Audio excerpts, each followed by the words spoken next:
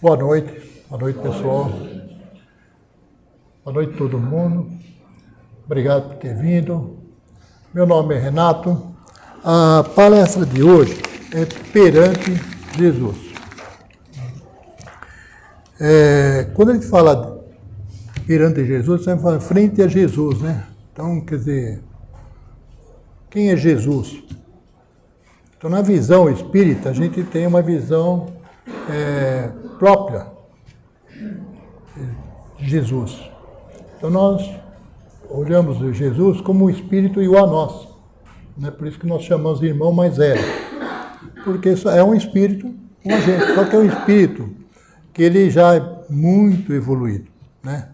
Então, a gente fala assim, ele evoluiu até as mais altas esferas. Então, a gente chega lá com o tempo, né? Além dessa revelação, diz que Jesus trabalhou na construção do nosso mundo, do planeta Terra. Então, se ele trabalhou e ele já, nessa fase que ele trabalhou, ele já era um espírito puro e perfeito, e o planeta Terra tem 4 bilhões e meio de anos, né? Então, há 4 bilhões de anos e meio ele já era um espírito elevado. Bom, tem também no capítulo do Gênesis planetário, do livro A Caminho da Luz, ditado por Emmanuel ao médium Chico Xavier, diz o seguinte: Jesus faz parte de uma comunidade de espíritos puros eleito por Deus, que dirige a vida de toda a coletividade dos planetas habitados no sistema solar. Quer dizer, não cuida somente do planeta Terra, todo o sistema solar. E no livro Mestre Jesus e Discípulo Chico Xavier, escrito por Dirceu Abdala, em 2022, e também tem em outros livros também, a citação de Chico Xavier, que recebeu as informações que Jesus é governador espiritual de 5 planetas. Então não é só o da Terra, mas 4 planetas aí. E a encarnação de Jesus demorou 4.000 anos para Jesus encarnar. Aí a gente fala assim, 4.000 anos? Muito tempo, né? Mas vamos parar para pensar. Jesus era um espírito puro e perfeito. Então era bem, assim, leve, porque todo espírito, quando ele vai ficando menos denso, quando ele vai crescendo, vai melhorando, ele vai evoluindo, ele vai ficando menos denso. E quanto mais denso, ele é, como nós, né? Somos um espírito super denso. Então a gente habita as esferas inferiores. E o superior, imagina a densidade dele, é quase zero, né? Então, agora imagine, ele tem que ir se comprimindo, né? Durante milhares de anos, para transformar o perispírito dele num espírito denso igual ao nosso. Então, deve ter demorado esses 4.000 anos. Como a gente pode ter uma relação com isso? Bom, a gente vê oxigênio líquido, né? Dentro de uma garrafa. Oxigênio, devagar, ele expande. Agora, se pegar o oxigênio, você tem que colocar dentro de um tambor, prensando, esfriando, prensando, esfriando, prensando, esfriando, para caber dentro de um tamborzinho assim. Quantos metros cúbicos se deixar ele solto? Então é a mesma coisa, quer dizer, demora um certo tempo, uma certa pressão para virar uma coisa mais densa, né? O oxigênio, que é tão expansivo, que a gente está aqui, está cheio de oxigênio, e a gente não vê, ele vira líquido. Então seria mais ou menos assim. Aquilo prensar até virar o perispírito virar denso, do jeito que nós somos. Por que precisou disso? Por que precisou transformar no espírito denso? Porque ele tinha que encarnar. Ele tinha que encarnar num perispírito igual ao nosso. E ocupar um corpo igual ao nosso. Ia passar pelo processo semelhante ao nosso. Nascer de uma mulher, não podia aparecer, eu sou o Cristo, de repente, né? Já com uma certa idade. Não, ele ia nascer bebezinho, ia ter problemas, ia ter as dificuldades. E a gente fala assim, poxa, mas não dá para pular etapa? Não, ele é Cristo, né? Bom, na espiritualidade, a gente aprende o seguinte, Deus não pula etapa, é tudo natural, faz parte da natureza, faz parte da criação. Não tem mágica, tem efeito físico, químico, material, e esse processo é obedecido. Então, tudo que a gente pensar que é assim, mágica, não existe para Deus. Para Deus existe fazer as coisas dentro do plano natural. Ou é dentro da natureza, ou não é. Ele não vai corromper a física, não vai corromper a química, não vai corromper nada disso. Esse negócio de corromper faz nossa parte. Nós, humanos, fazemos isso, mas Deus não faz. Então, Deus age dentro da natureza. Por isso que existe o princípio natural. Com tudo que a gente fala assim, é natural? É. Deus não criou um sistema natural. Funciona tudo naturalmente. Bom, quando a gente fala assim que Jesus nasceu de mulher e tal, porque tem toda uma história aí que a igreja criou, né? Por quê? Porque é lógico que existe toda uma forma de ver a coisa. Está errado? Não, está certo. Cada um tem a sua visão, né? E a gente respeita. Mas Jesus não é Deus. Jesus é um espírito, né? Que praticamente a gente fala assim, é filho de Deus. Que ele conversa, vive, ele conhece muito, que ele sabe que é Deus. E a gente não tem nem noção que é Deus. A gente sabe que a gente sempre fala assim, é uma força suprema. Não, a gente não sabe nem o que está falando, porque a gente não tem noção de Deus. A gente tem que ficar assim, sentir Deus. Uma vez eu vi um exemplo muito simples assim. O menino falou assim, Deus não existe, né? Aí o pai pegou e falou assim, não existe, por quê? Porque eu não vejo, né? Como é que eu vou ver Deus, tal? Como é que eu vou acreditar numa coisa que eu não vejo? Aí o pai pegou um copo d'água e colocou sal, mexeu, né, até o sal sumiu. Falou, bebe essa água. Tá salgado. Mas está vendo o sal? Então, Deus a gente não vê, a gente sente que existe. É a mesma coisa. A gente sabe que existe uma coisa maior. Às vezes eu vejo assim, o pessoal ateu, né? Achar que tudo isso aqui é por acaso. Parece brincadeira de criança, né? Falar que é um planeta Terra assim tão complexo, cheio de detalhes, cheio de coisa. Quem estudou física, quem estudou astronomia, quem estudou muito, sabe que isso aqui é impossível, né? É a mesma coisa que eu falo assim, eu vou pegar um monte de peça, chacoalhar, e aí vai sair um Boeing de lá, né? Tem cabimento? Não tem um acaso aí. Existe uma estruturação, existe... Por isso que fala que Jesus ajudou na construção do planeta Terra. Tudo isso aqui foi pensado para a gente. Cada detalhe do planeta foi pensado para nós. Nós vamos também pensar o seguinte. No Antigo Testamento, Deus prometeu aos antigos israelitas que o Messias viria para libertá-los do pecado. A ideia do Messias era transportada para foi transportada para o Novo Testamento com o título de Cristo. A palavra grega Cristo, de onde obtemos o português Cristo, que é a tradução do termo hebraico. Então, no Antigo Testamento falava, vai vir um Messias, né? Messias para salvar. E quando apareceu Jesus, os judeus, né, não aceitaram, né? E aí vem Jesus, e a gente fala Jesus Cristo. Cristo não é sobrenome. Cristo quer dizer o ungido, quer dizer o indicado. O ungido era quando passava o óleo assim, na testa, né, no tempo dos profetas, e falava, esse aqui fala por Deus, ele está enviado por Deus, né? Então ungia a pessoa. Então seria um enviado por Deus, né? Então por isso fala Messias. Só que traduzido para o grego, ficou Cristo, que foi para o português, né? Ficou Cristo. Então, Jesus Cristo. O nome de Jesus seria, se a gente falar de sobrenome, o nome de Jesus Cristo seria Jesus, filho de José. Porque naquela época se falava fulano, filho disso, fulano, filho daquilo, entendeu? Não tinha essa de sobrenome que nós temos hoje. Então, é só para ter uma ideia, porque que era...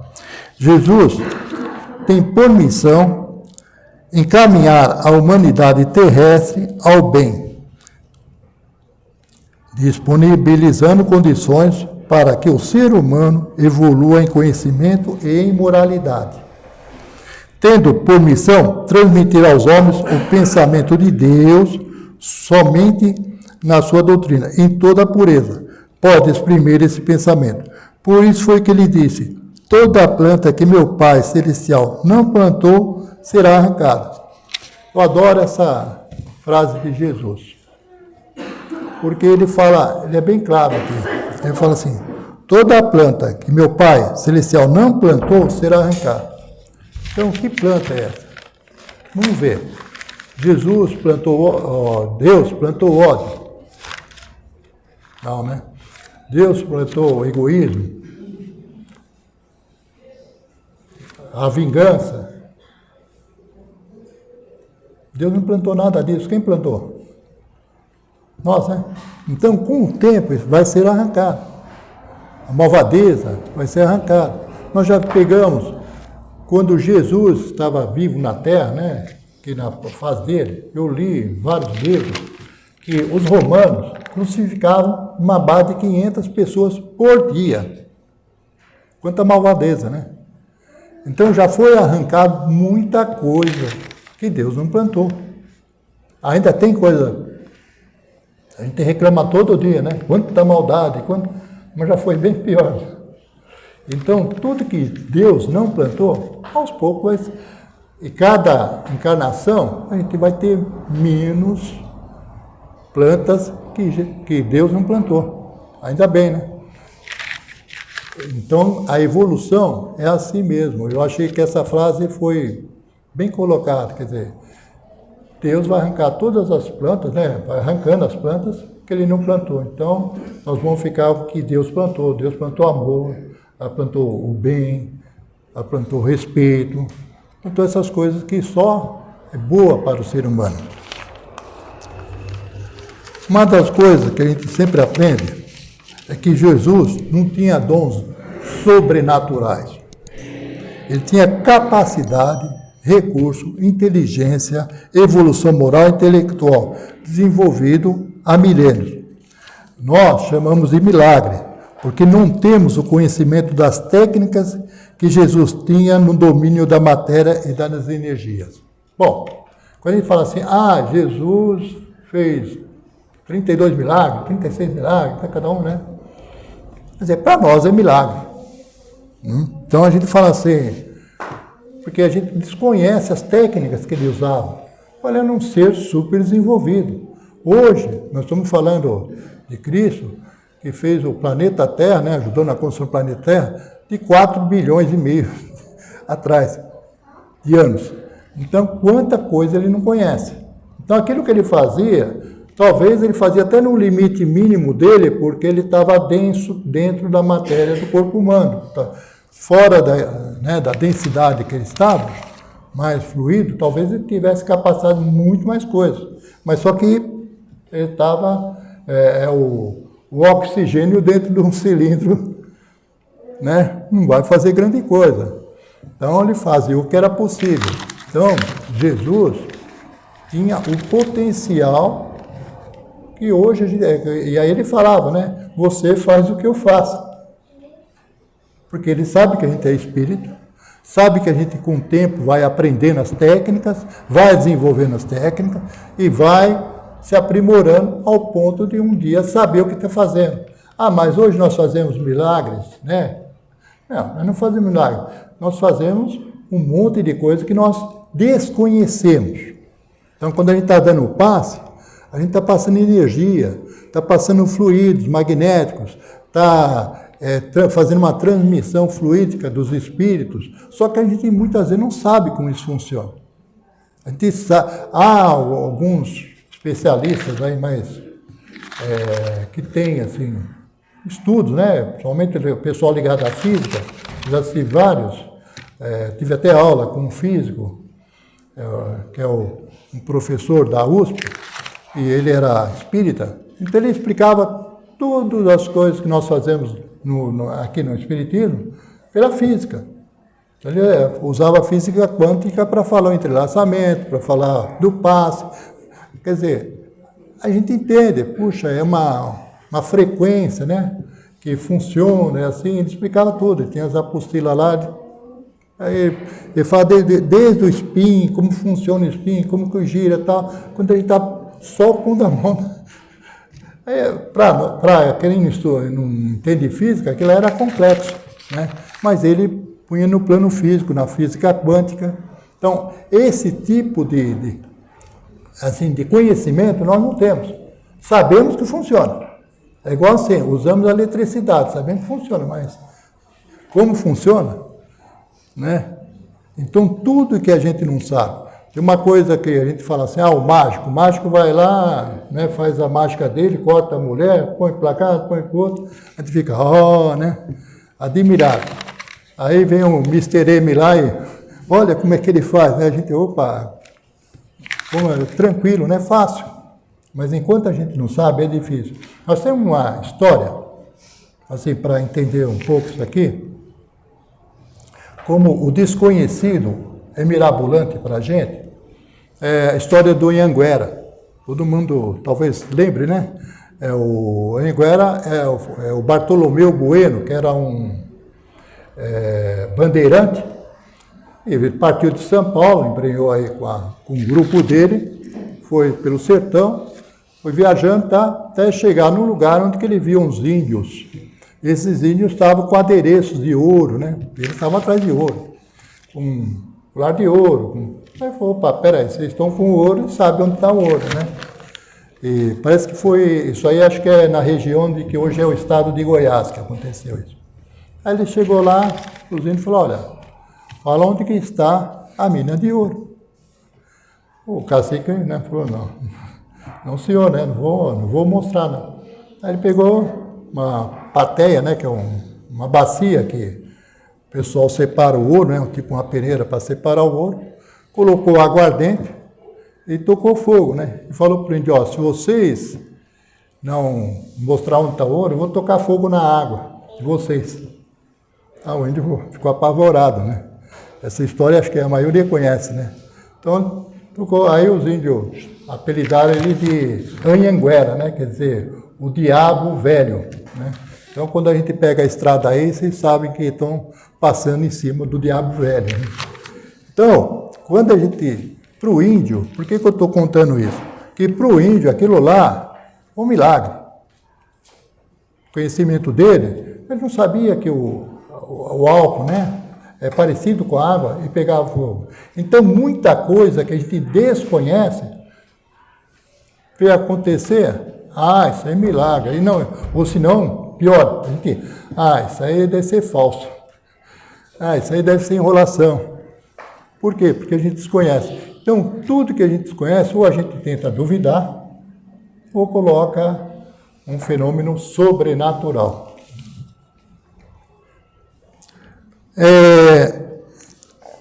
O Allan Kardec, na questão 625, no Livro do Espírito, ele questiona os espíritos.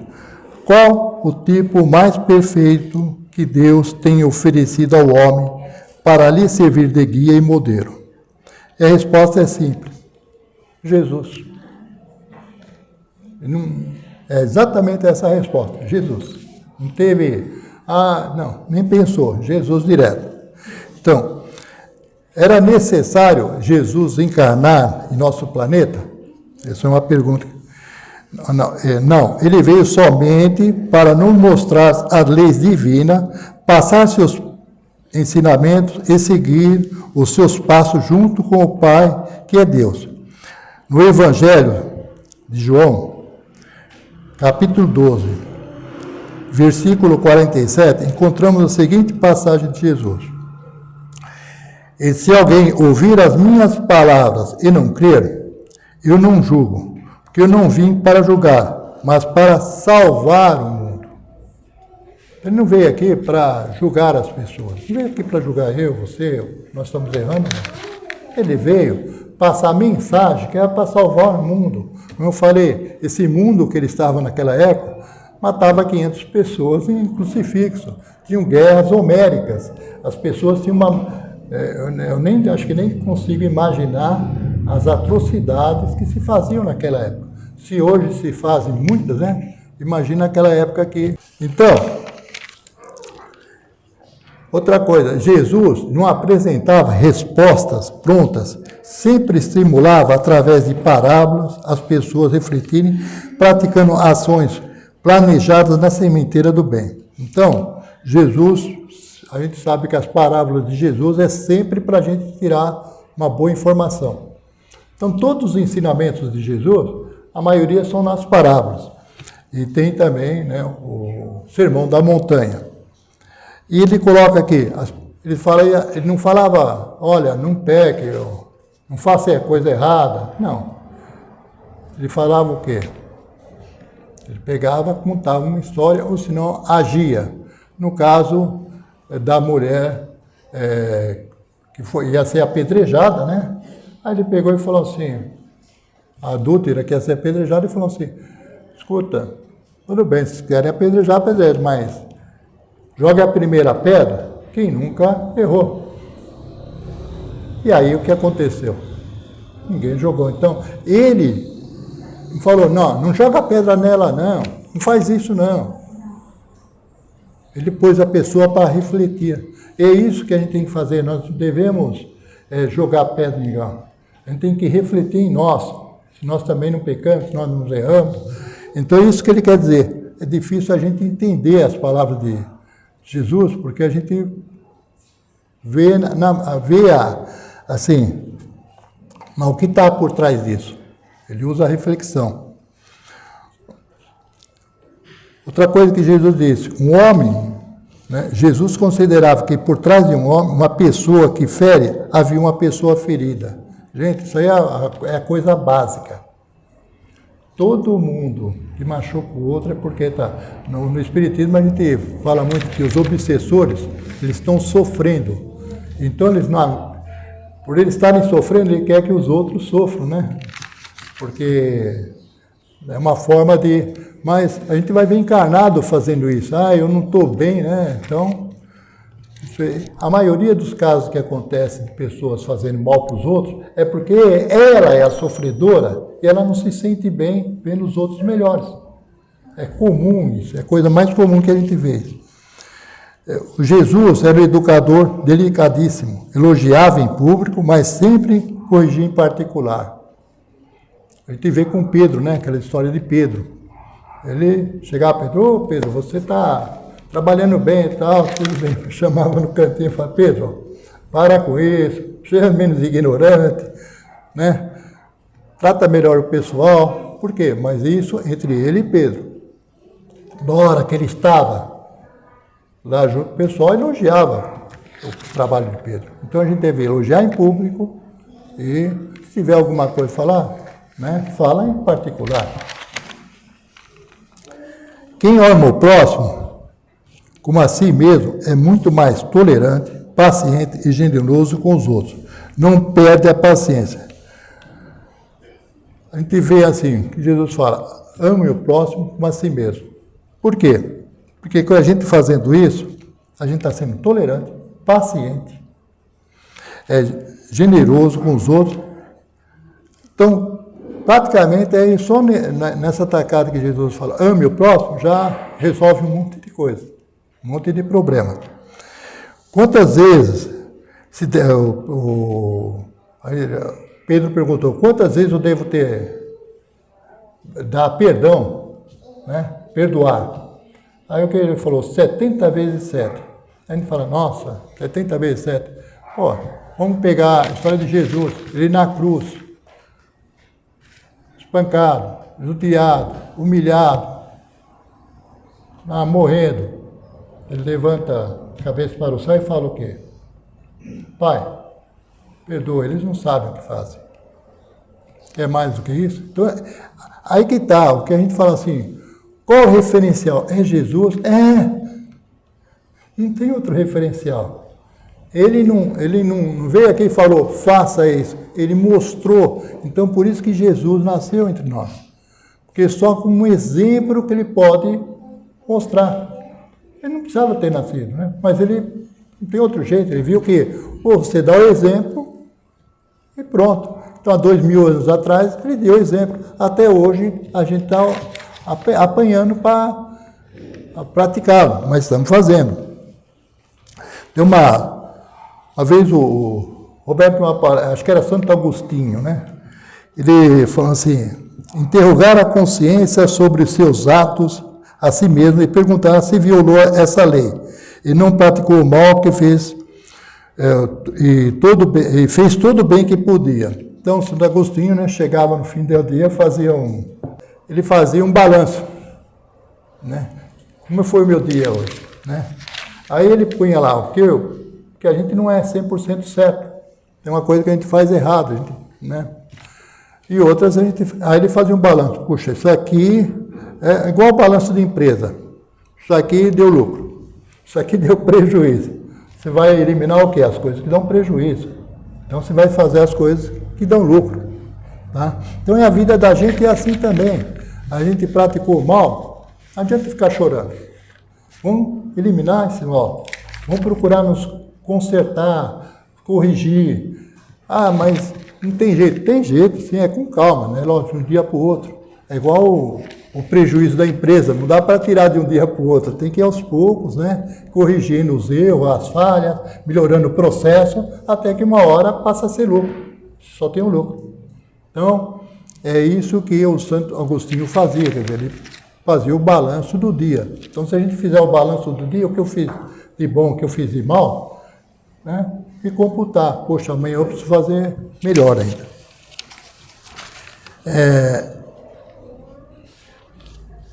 Em João,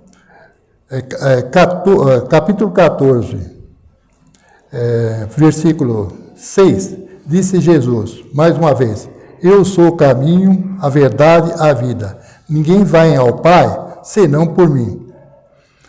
E aí o Cristo ensinou o seguinte, por que ele fala isso? Porque quando a gente fala assim, mas parece que ele deu foi prepotente aí, né? Só ninguém vai ao Pai sobre mim. Bom, vamos entender isso aí um pouco. Vai ao Pai, quer dizer, vai a Deus. Você vai elevar, né? Porque o caminho nosso é a elevação a Deus. Né? Então, tudo a encarnação, a gente melhora um pouco, vai melhorando um pouco, vai melhorando um pouco. Então, vai caminhando espiritualmente cada vez para o melhor. Então, esse caminho para Deus é isso. E outra coisa, quem deu a receita para a gente ir a Deus? Para a gente evoluir, para a gente melhorar o nosso espiritualmente? Jesus, ele deu o caminho. Então, o caminho é o que ele fez, é o que ele ensinou. Então, por isso que tem essa frase. E Jesus nunca falou assim, basta ter fé e esperar que eu vou salvar, apesar dos seus pecados.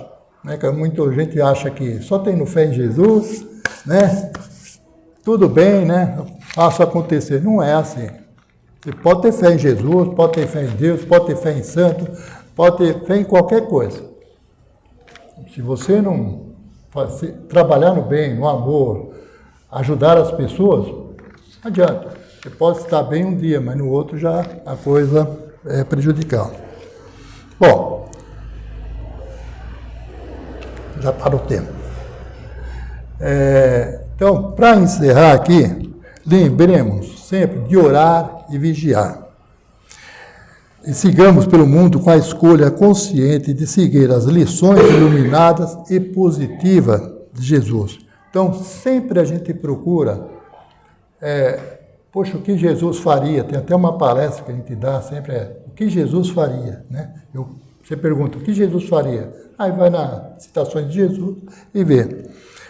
E, para encerrar, que Deus abençoe a todos aqui e que Ele nos proteja. Obrigado.